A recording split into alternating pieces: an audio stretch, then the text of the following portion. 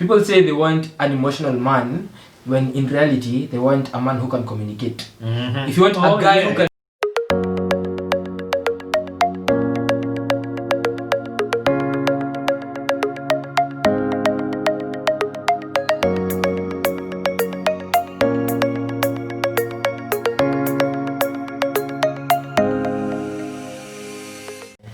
So guys, welcome back to another episode of The Gentleman's Perspective. We're reporting live from a room somewhere. But it's still the launch. we're still here. And we are happy to be with you guys. So anyways, before... Launch 2. Yeah, launch 2. So anyways, I hope you guys have checked out our previous video. If you haven't, watch it first before watching this one. And not today you've noticed we have a guest. Na mimi sitaki kusema maneno mengi. Nataka ajiintroduce tafadhali. Kwa majina mimi naitwa Oliver Mugambi. I'm a student, I'm a YouTuber as well. I have my YouTube channel, and I'm just super happy to be with these guys here. I've been wanting to work with these guys. I've wanted to work with these guys for the longest time, so I'm just super happy to be here, and I'm happy to have worked with these guys so far. And that's all I'll say for now. Yeah, anyway, so we'll, as I told you guys, is a YouTube also. So we'll drop a link on our bio. Just below this video, and you guys can check it out. So today we're going to talk about toxic masculinity and mental health. Yeah. So Perez, take over. Hey, I think the first thing first, we just want to have the definition of toxic masculinity so that we can get some groundwork, and then now we can start the discussion on toxic masculinity, and and how it influences mental health. I think even toxic masculinity guys really misinterpret it. True. That's true. So we want to make things clear. Just to make sure we're precise with the definition. Okay, so first of all we'll start with the definition. Sasa this is as say maneno zetu. So in this, as described in the social sciences, toxic masculinity refers to traditional cultural masculine norms that can be harmful to men, women, and society overall. This concept of toxic masculinity is not intended to demonize men or male attributes, but rather to emphasize the harmful effects of conformity to certain traditional norms. Okay. That is the basic definition. So now I think from that, what are we gleaning off it? What are we taking home? From the last statement. Conforming. Yeah, the last statement. People usually misinterpret as in everything. Kuna male iso like the practical masculinity and the toxic masculinity. So what wana anything masculinity wana tend to brand to toxic. Which is not true. So tuna emphasis in the last statement where we brand everything masculinity to be toxic. Which is wrong. Okay, Yes. I think that's the statement was conforming to certain traditional norms. Okay. Okay. For that, I think that's for him. For me, I think the statement that marked me most is that toxic masculinity is an aspect that affects men, women, and the society in general. Because I feel like it's very easy for people to say, oh, you guys, toxic masculinity is affecting you guys. You need to understand. I think as guys, you also need to understand that our actions, if they're toxic, they have an effect not only on us, but on the people we relate with. So your girlfriends, your wives, your women, everyone, the society in general, your friends as well. So as in, it's important to understand toxic masculinity in that aspect. As in, we make sure to major that maybe nikifanya kitu toxic, haitani affect me peke yangu. It affects a lot of people outside yourself as well. So that's what I got mostly. As for me, what I'm taking away from this is the point where they said not to demonize. It's not intended to demonize men or male attributes. Yeah, that's true. So there's a basic understanding of what a man is. There are certain characteristics that we have innate with us. So the point where we get to a point where, or a certain point in society, where it's no longer safe to be a man, where it's where being a man is frowned upon, or rather what you do as a man. So I think there's a certain distinction where every time as a man, kwanza in this society, before you make any decision, you also have to weigh yourself. Is this towards is this toxic masculinity or is this just masculinity? to ask, which case scenarios can we bring out to say that this is toxic masculinity, this is just being masculine? Masculinity. An example in mind. May I have an example? I want to hear May I have an example in mind, and I'll just it's a case study. So it's so I want us to let us discuss. Because I feel like most of the times there's a lot of misinterpretation between the masculinity and being toxic masculinity. Yeah. You know? So see, recently we were on a certain live with Sandy John. So there was something that she mentioned, and it was a story of this guy, and I think most people have seen it. It was on Twitter. There's this guy who filmed himself crying and talking about. Was that video true by the time? Like, all I've ever done kwa life yangu ni kukupenda. I've always loved you, and sahi kusema tu kweli umeamua tu kunicheza. Yani nilikuintroduce hadi kwa mamangu, and I did a lot, alafu this is what you're doing to me. So now the issue was the guy was crying at sijui aliacha or something happened and alitenda. So now he was crying and he was asking for like maybe sympathy or whatever. And the people, most men in Kenya on Twitter are very savage. So most men walimwambia hey baby acha you need to be a man. And the argument that I had from Sandy from our live was that men should normalize crying. And me, I was very against that. Okay, not against crying. Crying is okay. Crying is a basic whatever. I think that she's crying in public. Crying in public.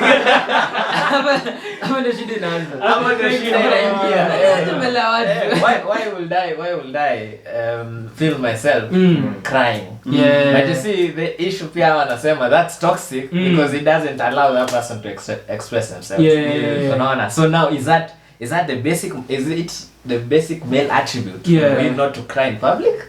Ama ni toxic masculinity kusema asilie. Unaona? So now hapo for me I'd say it's toxic, but I'd still uphold it anyway.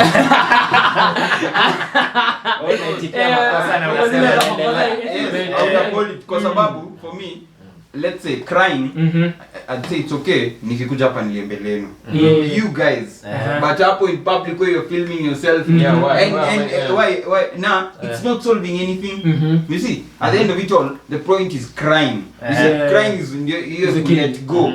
So nikilia mbele yenu ama mbele in public ama sinilie tu mbele yenu, ni mtanisaidia. Sasa hiyo public alisaidika aje? The issue is how he's expressing himself.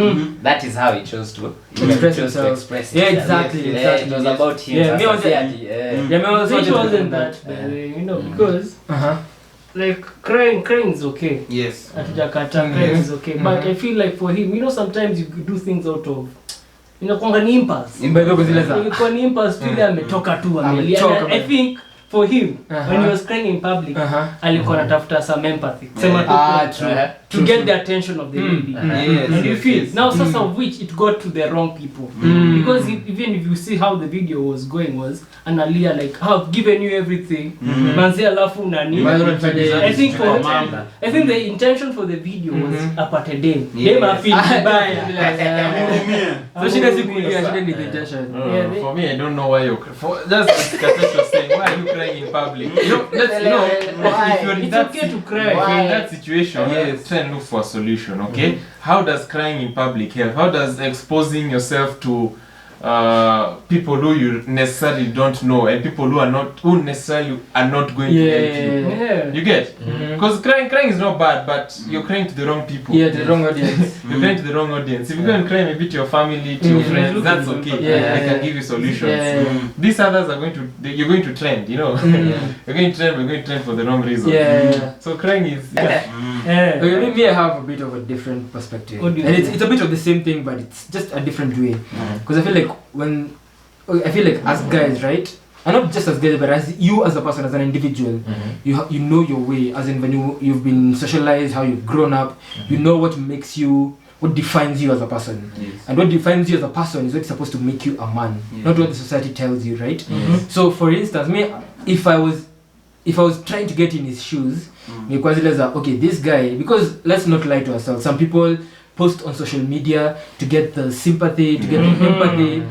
And I don't think that's a problem, whoever does it, if it's a guy or a girl, right? I don't think that's a problem. So then kuna shida kama if wewe unasemanga, oh, I'm going through this, and then you tell this to your people, to your followers, then they comfort you in that way. I don't think that's a problem, right? So for me, I think if that's his way, if that's his way of saying, oh, me, I need help, I feel like I'm heartbroken, and I want you guys in my following to support me by giving me comforting messages. Na pia kifikia dem yangu si mbaya. So I think if that's how he defines himself as a person, that's what is supposed to make him a man. So I don't think it's toxic. I don't think it's practical either way. I think it's just how he defends himself. So I think at the end of the day, in terms of how toxic it is, I think we can all agree, kila mtu akona their own way of defining the whole, like how you define yourself as a man, right? Personally, Mimi, I don't think there's a problem with crying. As opposed to you guys, I also don't think there's a problem with crying in public. Me, I don't have a problem.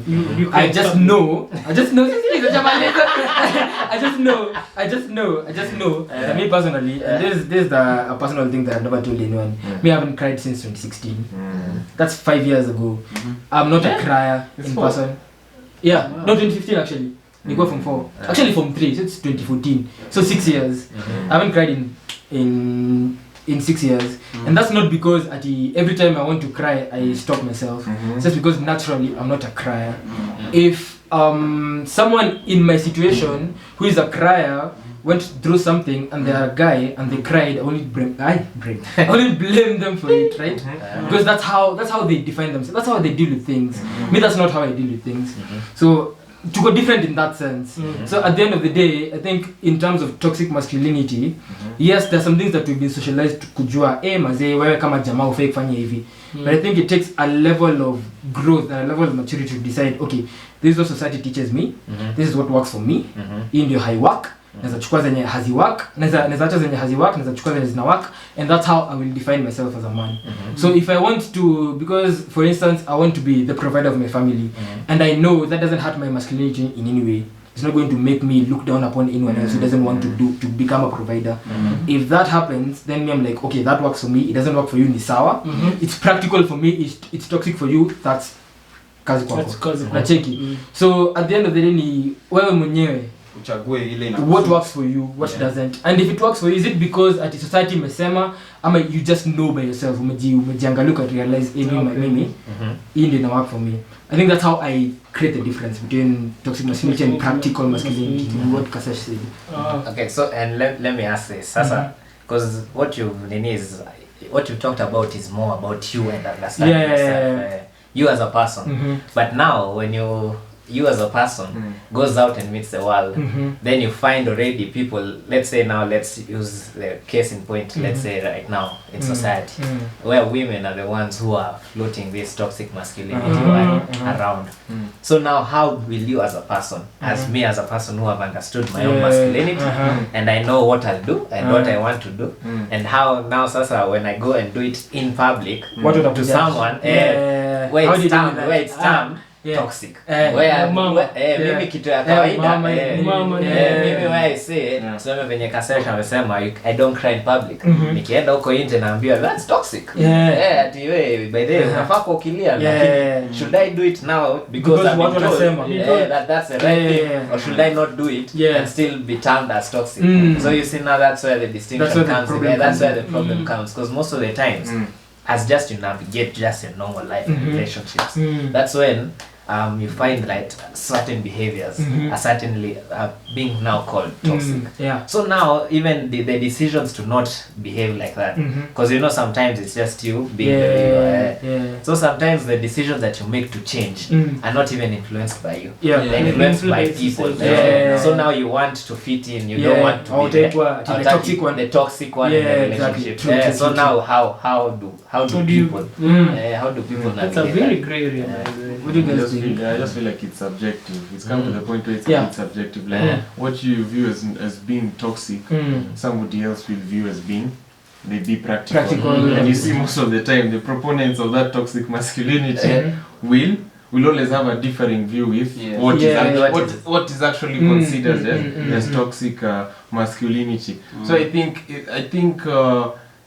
as in like there's always a time where some of these things intersect, and in that intersection is where we can try and gather, or we try and get data on what exactly is considered toxic. Do you know what I'm saying?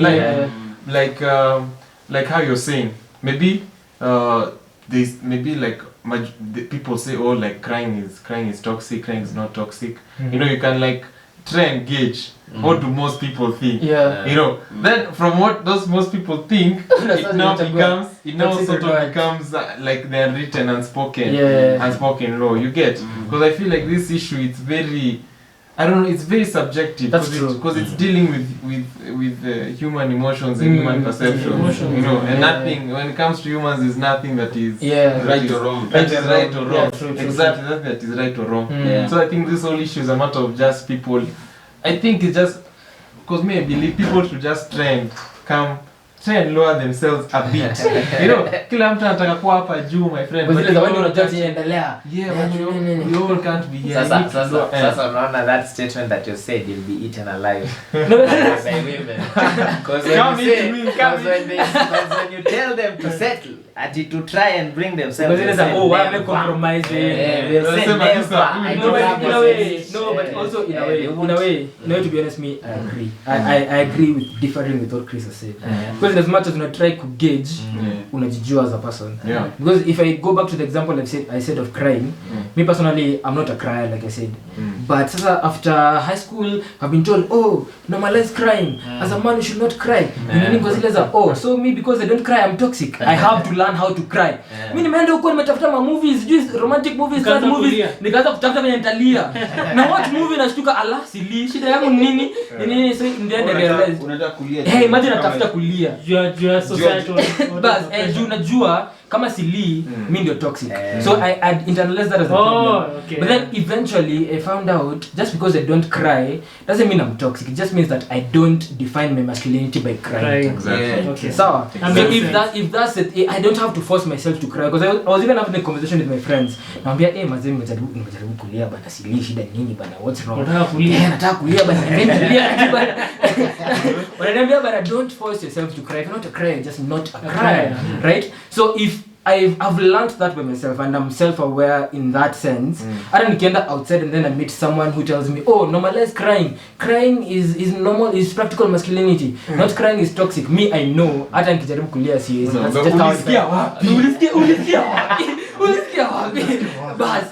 So on to that point then you umesema, sawa, that's okay. But now we find ourselves in a situation where we're young men. Yes. We're young men and we're at that age where you're looking for a significant other. So now we ask them on that live something that came across very clear.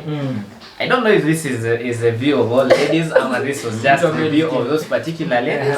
Walikuwa wanasema they like emotional men. That turns them on. Unaona? So now someone who's in touch with emotion. Yeah, you're very in touch. Show you emotion. Like if something happens, that makes sense. You can you can. As in they don't like the alpha male. That's the problem there. So now you see as a man, you're navigating a lot of things because now you know what attracts you. Yes, but they're saying they want the emotional man. But you know for a fact Wanataka huwa wanataka unajua hakuna mtu anapenda mtu analia. Inasemekana what you want is not what you need. Unaelewa? What you want is not what you need. True. It's not what you need because they'll have that emotional guy. Let me uongo. Especially you know ladies kwanza, they are also a big proponents of toxic masculinity. Because for them pia vitu zingine watasema huyo boy alikuwa uishi sana. Unaona, that's true. They also want that masculine and you see sometimes I also feel sometimes me naona pia hii toxic masculinity, it's a good thing in a way. Kwa sababu kama kuna shida, imagine as a man there's a problem and you don't cry. Ama wewe mtu nyumba kwa zile za aende uangalie ndani. Sasa wewe unaanza kulia. Sasa will that lady still be akiwishe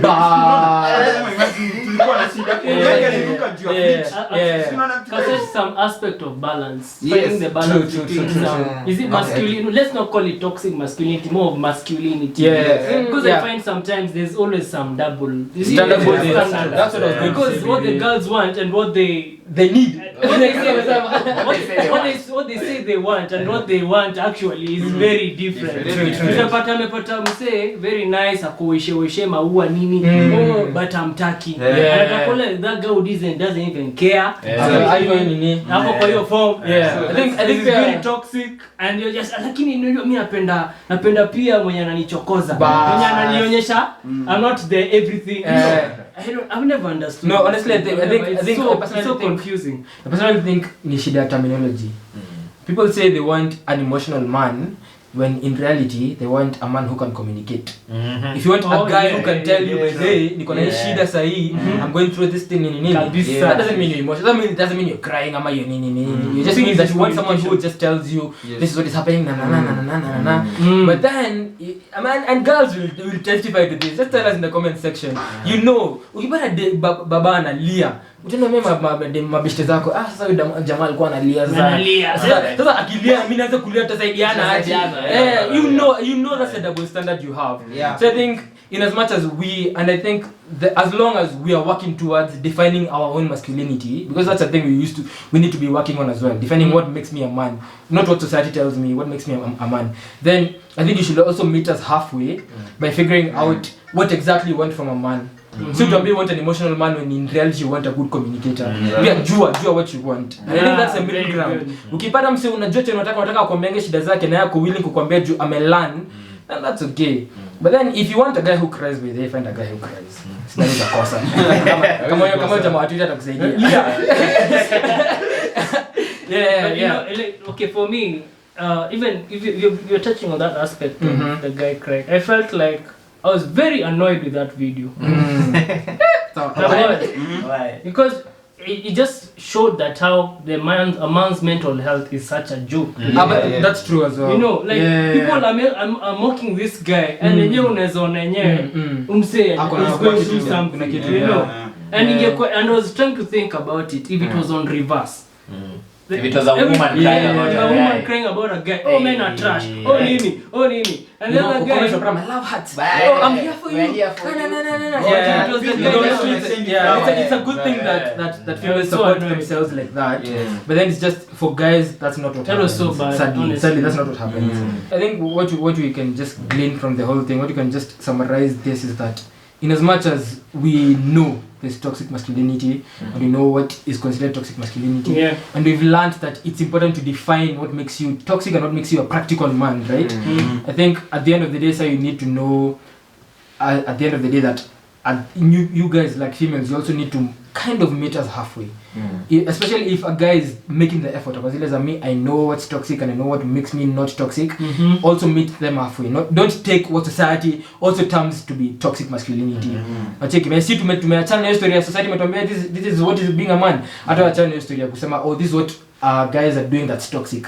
Figure out how to define what is a typical man for you, and then tukipata hiyo middle ground, I think tutakuwa sawa. Maybe that's what I got. I think it's a wrap, guys. Let's meet in the next episode. And thank you, Oliver.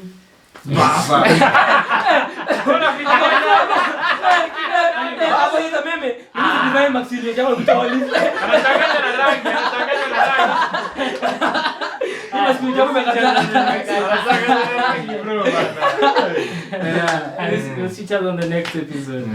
Over and out.